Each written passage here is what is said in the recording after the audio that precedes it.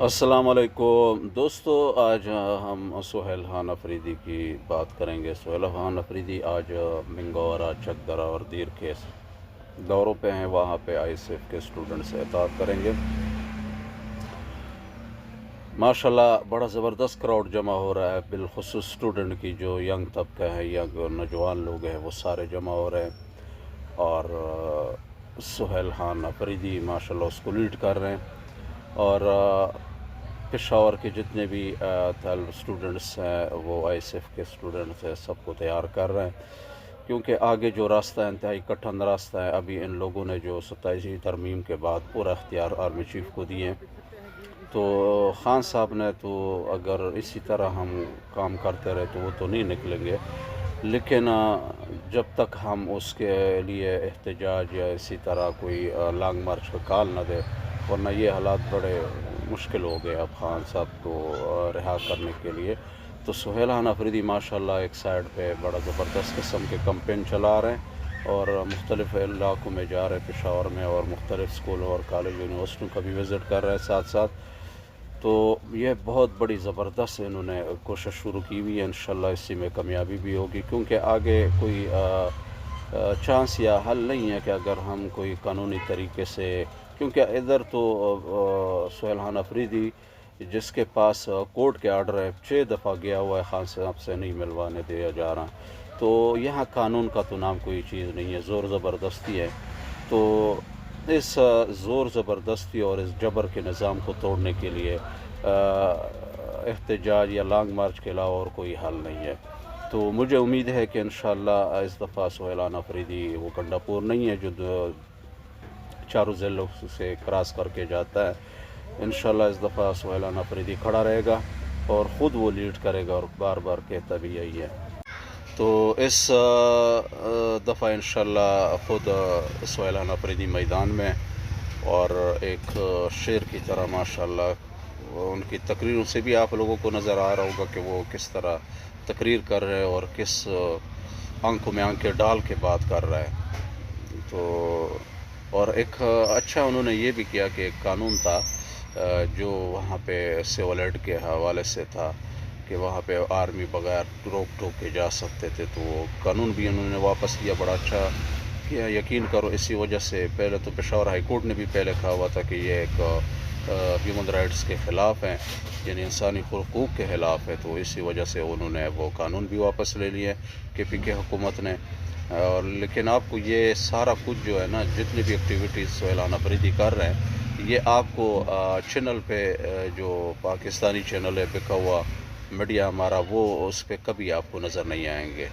تو انشاءاللہ اس کے اوپر بڑا زبردست کام کر رہے ہیں، یقین کرو عوام بھی ماشاءاللہ بڑا نکل رہا ہے، کیونکہ اس کے علاوہ اور کوئی راستہ نہیں۔ تو ذرا اس ویڈیو کو چیک کر لیں کہ لوگوں کے کیا محبت ہے سہیل خان افریدی کے ساتھ، کیونکہ وہ ایک نچلے طبقے سے آیا ہوا ہے اور لوگ اس سے پیار بھی کر رہے ہیں، کوئی جاگیردار یا کوئی اسی طرح بڑا بندہ نہیں ہے،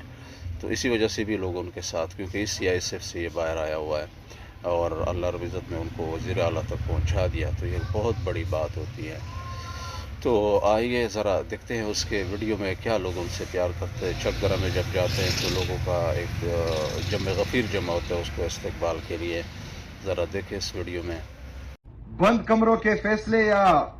بند کمروں میں جو منصوبہ سازی ہوتی ہے اسے صرف نقصان ہی ہوتا ہے، اور یہ نقصان آپ لوگوں کے سامنے ہے کہ صرف خیبر پختونخوا کا نہیں بلکہ پورے پاکستان کا نقصان ہو رہا ہے۔ اچھا، اس میں ایک مائنڈ سیٹ بھی ہے، اس مائنڈ سیٹ پر ابھی جو جلسہ ہونے جا رہا ہے اس پر بھی میں بات کروں گا، لیکن یہاں پر تھوڑی جو ہے وضاحت ضروری ہے اس چیز کی کہ ایک مائنڈ سیٹ بنا ہوا ہے کہ خیبر پختونخوا جو ہے وہ تجربہ گاہ ہے، یہاں پر انہوں نے جو ہے تجربے ہی کرنے ہیں، یہاں سے جو ہے انہوں نے لیبارٹری بنائی ہوئی ہے، جتنے بھی تجربے وہ خیبر پختونخوا کو نقصان پہنچا رہے ہیں وہ ہم پر کیے جا رہے ہیں،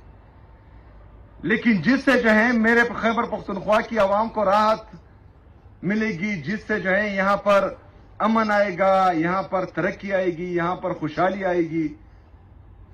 یہاں کے لوگ سکون کا سانس لیں گے،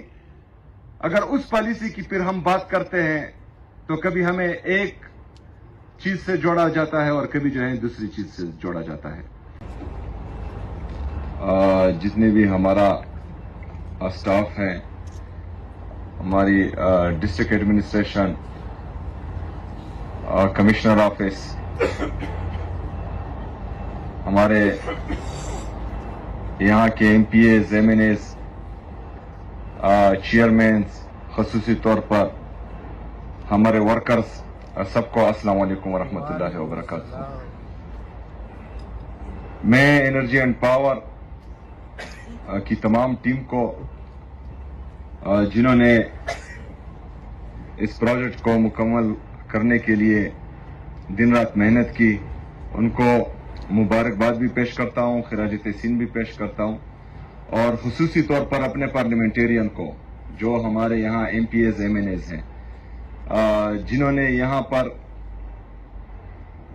اس پروجیکٹ کو مکمل کرنے میں حکومت خیبر پختونخوا کا بھرپور ساتھ دیا، چاہے وہ لینڈ ایکویزیشن ہو یا چاہے اور معاملات ہوں، ان سب کو بھی خراج تحسین پیش کرتا ہوں. جس طرح کے سیکرٹری انرجی اینڈ پاور نے بتایا، چونکہ میں پہلے بھی اپنے انرجی اینڈ پاور ڈپارٹمنٹ کی بریفنگ لے چکا ہوں، تو یہ انتہائی افسوسناک ہے. مطلب ایک صوبہ اتنی سستی بجلی پیدا کر سکتا ہے کہ باقی پاکستان میں جو ہے وہ 40 روپے سے اوپر